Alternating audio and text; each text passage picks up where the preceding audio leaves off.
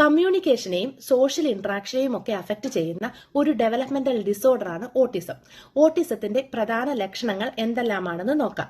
ഏറ്റവും പ്രധാന ലക്ഷണം ലാക്ക് ഓഫ് സോഷ്യൽ ഇന്ററാക്ഷൻ ആണ്. അതായത് ഓട്ടിസം ഉള്ള കുഞ്ഞുങ്ങൾക്ക് ഒറ്റയ്ക്ക് അവരുടേതായിട്ടുള്ള ലോകത്ത് ഒതുങ്ങിക്കൂടാനാണ് ഏറ്റവും ഇഷ്ടം.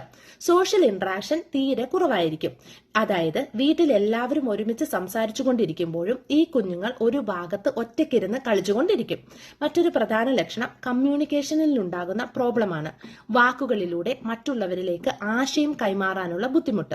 ചില കുഞ്ഞുങ്ങൾ സംസാരിക്കാൻ വൈകുന്നു, ചില കുഞ്ഞുങ്ങൾക്ക് ഓർഡറിൽ സംസാരിക്കാൻ പറ്റുന്നില്ല, ചില കുഞ്ഞുങ്ങൾ ഒരേ വാക്ക് തന്നെ റിപ്പീറ്റ് ചെയ്തുകൊണ്ടിരിക്കും. ഉദാഹരണത്തിന് കുഞ്ഞിന് അറിയാവുന്ന വാക്ക് ടോയ് ആണെന്നുണ്ടെങ്കിൽ ടോയ് ടോയ് ടോയ് എന്നിങ്ങനെ പറഞ്ഞുകൊണ്ടേയിരിക്കും. അതിനെ എക്കോലാലിയ എന്നാണ് പറയുന്നത്. മറ്റൊരു മെയിൻ സിംറ്റമാണ് ഐ കോണ്ടാക്ട് ഇല്ലാത്തത്. എത്ര ശ്രമിച്ചാലും ഓട്ടിസം ഉള്ള കുഞ്ഞുങ്ങൾക്ക് ഐ കോണ്ടാക്ട് മെയിൻറ്റെയിൻ ചെയ്യാൻ ബുദ്ധിമുട്ടാണ്. അടുത്ത ലക്ഷണം സ്റ്റീരിയോടൈപ്പിക് മൂവ്മെന്റ് ആണ്. അതായത് ഒരു മൂവ്മെന്റ് റിപ്പീറ്റ് ചെയ്തുകൊണ്ടിരിക്കും. ഉദാഹരണത്തിന് തലയാട്ടുക, കൈ ഇങ്ങനെ റൊട്ടേറ്റ് ചെയ്തുകൊണ്ടിരിക്കുക, ഹാൻഡ്സ് ഇങ്ങനെ ഫ്ലാപ്പ് ചെയ്യുക, ഇങ്ങനെ റിപ്പറ്റേറ്റീവ് ആയിട്ടുള്ള മൂവ്മെന്റ് ആയിരിക്കും.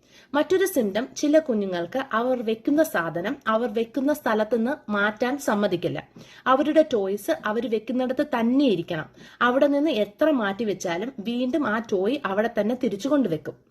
മറ്റൊരു ലക്ഷണം സെൽഫ് ഹേർട്ടിംഗ് ബിഹേവിയർ ആണ്.